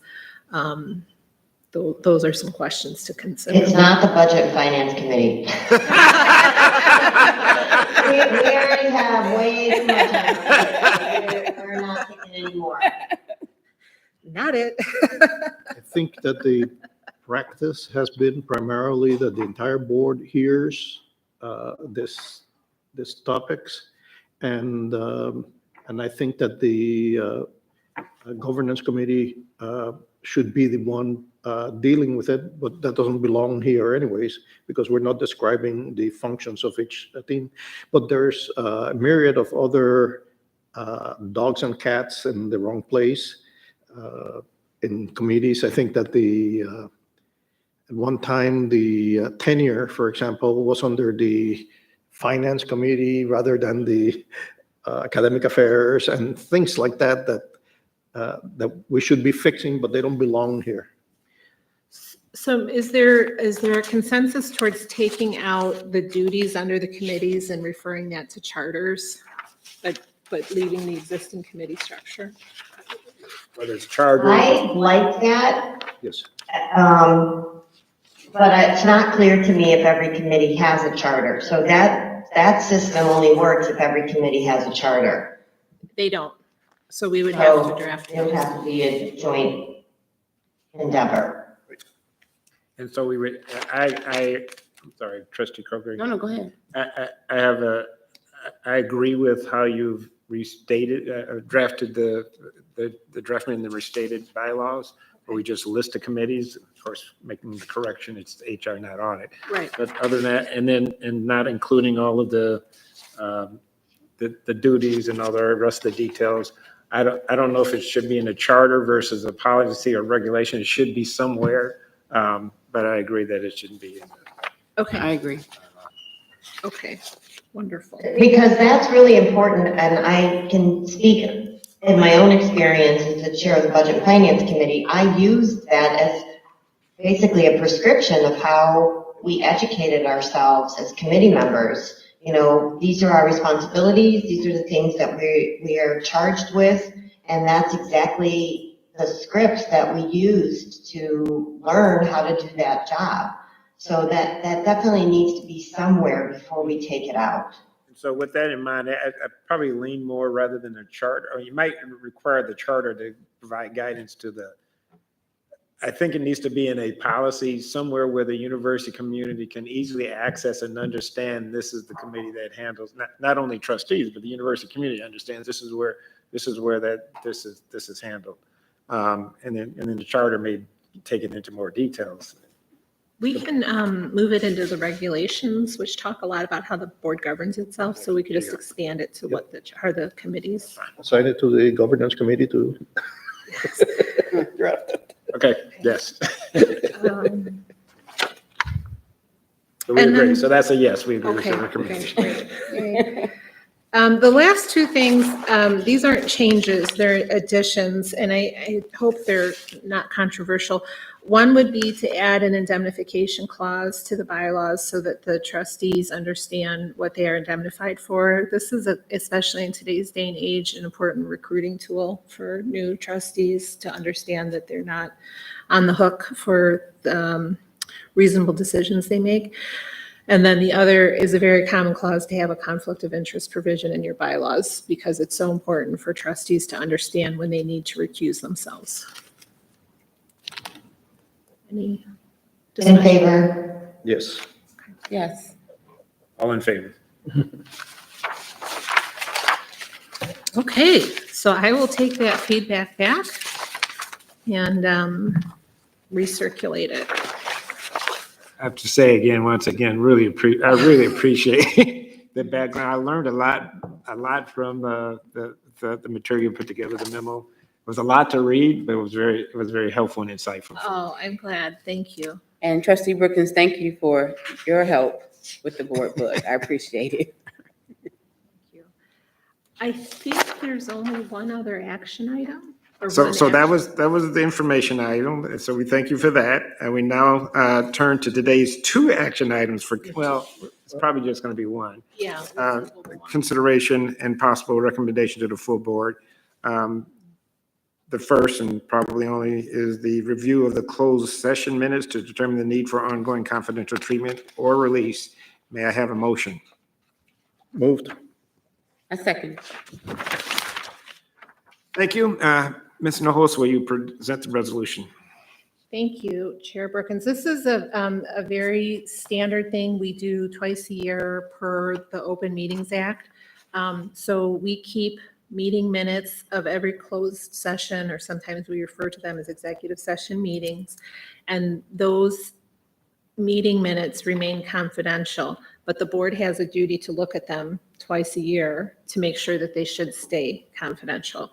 So looking at the ones from 2018, we've determined that the vast majority should remain confidential.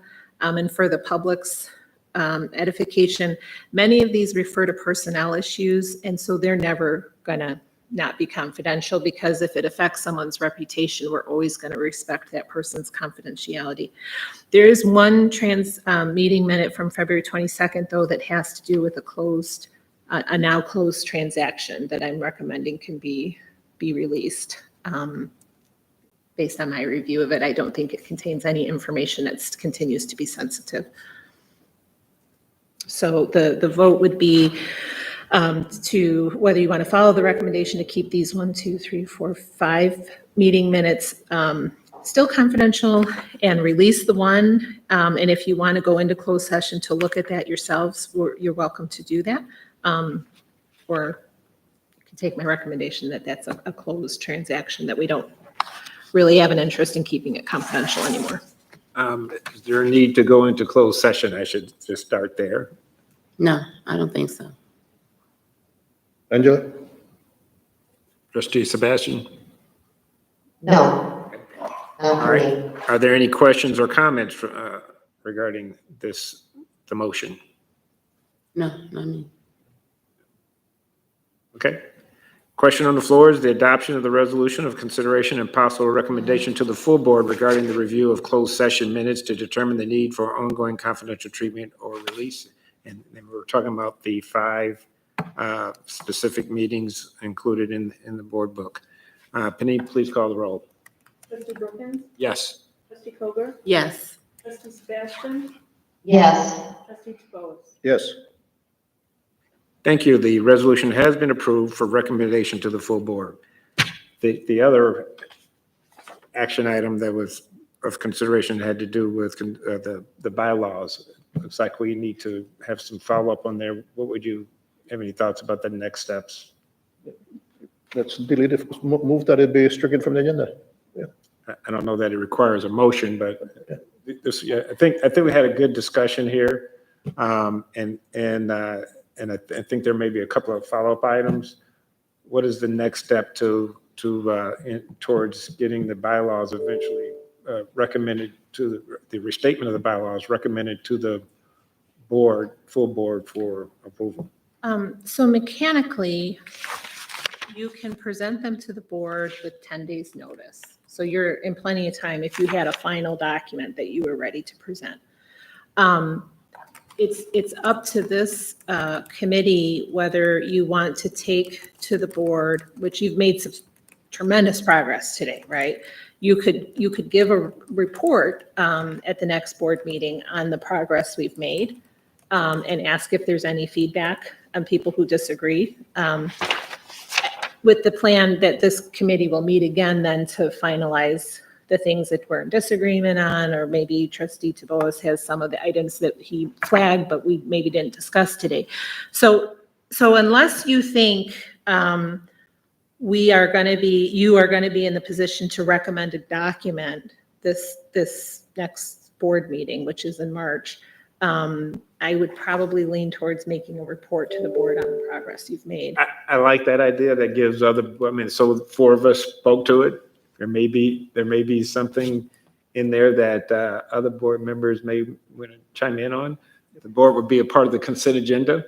If there is something that gives them an opportunity to say, I'd like to talk about this. If not, then officially that is their input, that they're supporting what this committee is and its work has done in its progress rather in regards to the restatement of bylaws, and that we can move forward at the next committee meeting to present and formally approve a recommendation to the full board, and then in that next board meeting, get the bylaws passed.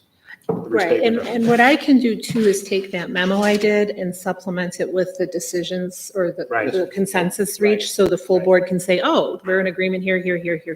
Right. And you may not even have to give a lengthy report because they'll be able to pre-read it. I'm counting on, your wonderful work, that it'll be an excellent report, self-explanatory. They'll see it. It'll be in the consent agenda, and there's nothing to report. Unless, by the way, I mean, it may be, you and I should probably think about this, and the rest of the board, the committee members. There may be something that we really do want to draw out and bring to make sure they're seeing it and understanding it. So we should think about that. Otherwise, it becomes a part of the consent agenda. Yeah, I mean, that term limit issue and the no cause issue, those are big changes. Right. I mean, from a governance perspective. Right. That's a good point. And the kind of let the record show the committee members that I provided significant input yesterday, so there hasn't been a chance to going over it. Right. I presume other members will probably. I have. I mean, but that are not in the committee. Right. Yeah. Yeah, I agree. You guys want to sit around for a couple hours and go through those now, or I'm just kidding. Oh, yeah, sure. Okay. But just a point of order, did we move to release the one bylaw or meeting minute? One It was one, thank you, okay. Sorry, thank you. to make a motion to remove this resolution from the agenda. I think it would be better if you go to, since we approved the Yes. agenda, to delete it. Or you can move to table it, either, Yeah, same effect. I move to table discussion or whatever, an action. Action item number 2, resolution 22XX. So the motion is to remove the action item, which was the consideration and possible recommendation to the full board of restated Board of Trustees bylaws. There's a motion. We need a second. We're removing it? He moved to table it. Sorry. We're Gonna tabling. table it? Table, Okay, to table. yes, I second. Okay, we have a motion and a second. Any comments or questions regarding that? Again, the motion is to table the second action item, which was on the, which is the, was the adoption or is the adoption of the resolution of consideration and possible recommendation of restated Board of Trustees bylaws. Penny, please call the roll. Trustee Brooklyn, Yes. trustee Koger, Yes. trustee Sebastian, Yes, trustee Taboas. Yes. Thank you. That motion has passed. We do not need to hold an executive session today. Is there any old business that needs to be discussed?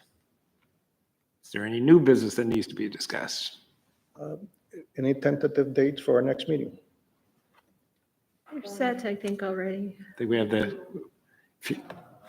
we have dates for the entire calendar year, right? Right, okay. Trustee DeBois, you now remember that. May 26th. I didn't hear. This next committee meeting is May 26th. Thank you. where do we have those dates? I don't have that on my calendar. I can send them to everybody, but they were approved at the I'm sorry, I can't hear Penny. What Penny said, she will resend them, but they were included in the board book and approved in the December meeting. But just, if she's going to send them to us again. Oh, I have it on May 20, here, I do have it in my calendar, but I have it for May 24th. That's budget and finance. It's budget, and May 24th is budget and finance. Oh, okay. Okay, but We have two meetings that week, that's great. all right. Thanks to everyone again for attending the meeting. I thought the discussion was very good. We now need a motion to adjourn the meeting. Moved. I second. All in favor, say aye. Aye. Aye. Any opposed? With that, the February 11th, 2022 Governance and Nominations Committee meeting is adjourned. Everyone have a terrific day. Thank you. Thank you.